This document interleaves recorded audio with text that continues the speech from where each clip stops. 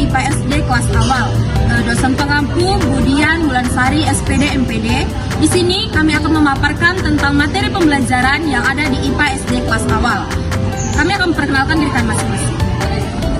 Perkenalkan, nama saya Melisa Renanda Hutawo. Perkenalkan, nama saya Ininta Burkanin. Perkenalkan, nama saya Catherine Felja Burkaban. Perkenalkan, nama saya Anastasia Febiola Buginting. Perkenalkan, nama saya Mimi Angkita Sumo. Perkenalkan, nama saya Novita Linda Sari Tumanggar. Perkenalkan, nama saya Mutiara Pandiana. Sekian perkenalan dari kami. Bye. Baik, di sini saya akan menjelaskan tentang pengertian dari silabus menurut Dekdiknas. Nah, jadi silabus adalah rencana pembelajaran pada suatu kelompok mata pelajaran atau tema tertentu yang mencakup standar, kompetensi dasar, materi pokok, pembelajaran, kegiatan pembelajaran, dan sumber belajar. Adapun fungsi dari silabus yaitu yang pertama, sebagai pedoman guru dalam menyusun pelaksanaan pembelajaran atau RPP. Nah, yang kedua, sebagai dasar penilaian hasil belajar siswa. Yang ketiga, sebagai alat pengontrol agar proses pembelajaran tetap fokus dan terarah.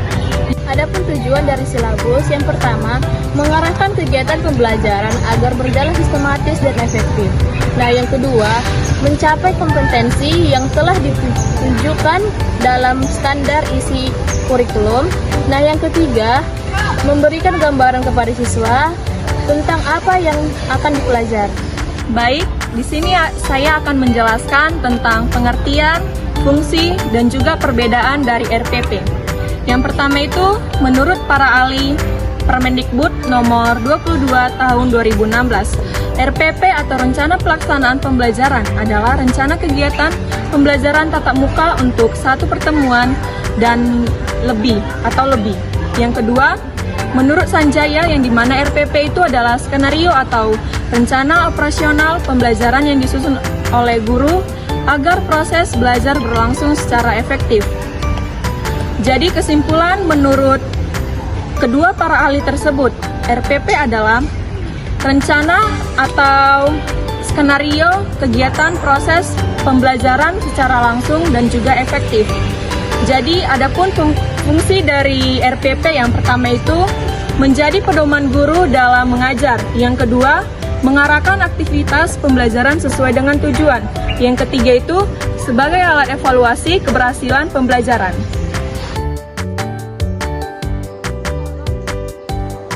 Pengertian LKPD menurut Prastowo adalah bahan ajar cetak yang memuat materi, ringkasan, dan petunjuk pelaksanaan kegiatan pembelajaran yang harus dikerjakan peserta didik.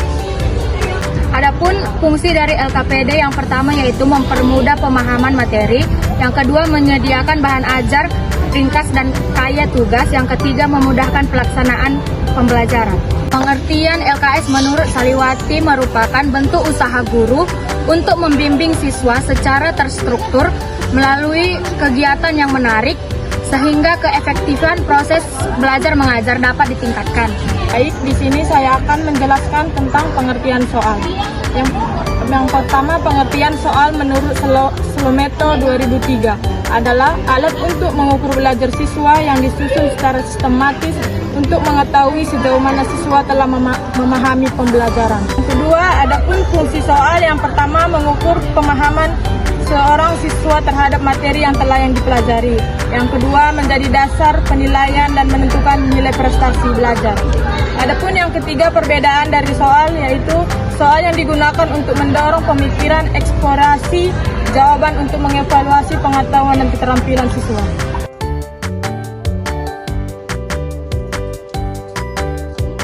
Penilaian menurut Nitko. Penilaian adalah suatu proses untuk memperoleh informasi dan membuat keputusan yang berkaitan dengan hasil belajar dan perkembangan siswa. Penilaian juga memiliki fungsi.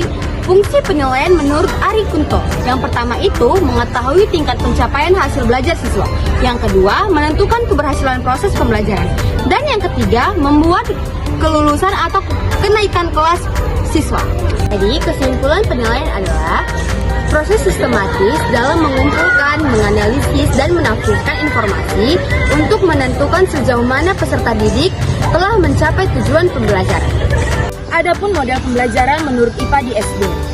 Menurut para ahli Joyce and Well pada tahun 2000, yaitu model pembelajaran adalah suatu rencana atau pola yang digunakan untuk membentuk kurikulum, merancang metode pembelajaran, dan pemaduan pembelajaran di kelas. Adapun contoh dari model pembelajaran IPA di SD.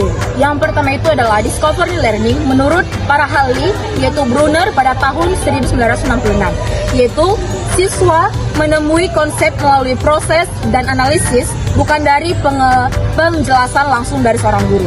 Yang kedua itu adalah model learning atau menurut para ahli yaitu Stan atau Trowbridge pada tahun 1943, yaitu belajar IPA melalui penyediaan aktif terhadap fenomena alam dengan metode ilmiah.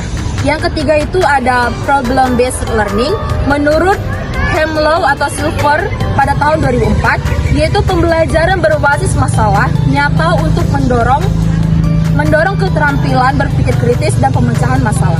Oke, baik, jadi sini kita akan membahas lagi tentang metode pembelajaran yang ada di IPA SD. Nah, jadi menurut para ahli, yaitu Nana Subjana pada tahun 2001, yaitu metode pembelajaran adalah cara yang digunakan guru dalam berinteraksi dengan siswa saat menyampaikan pembelajaran.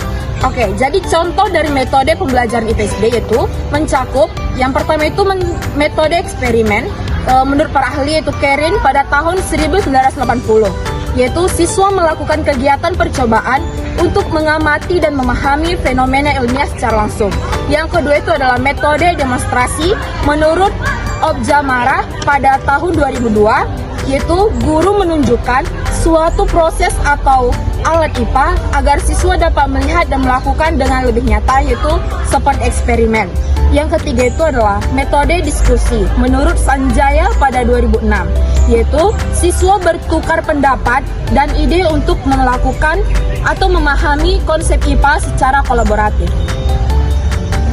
Adapun pengertian modul ajar menurut Kemendikbud 2021 adalah modul ajar adalah perangkat ajar yang disusun secara sistematis yang berisi langkah-langkah pembelajaran, tujuan pembelajaran untuk membantu guru dalam proses pembelajaran siswa.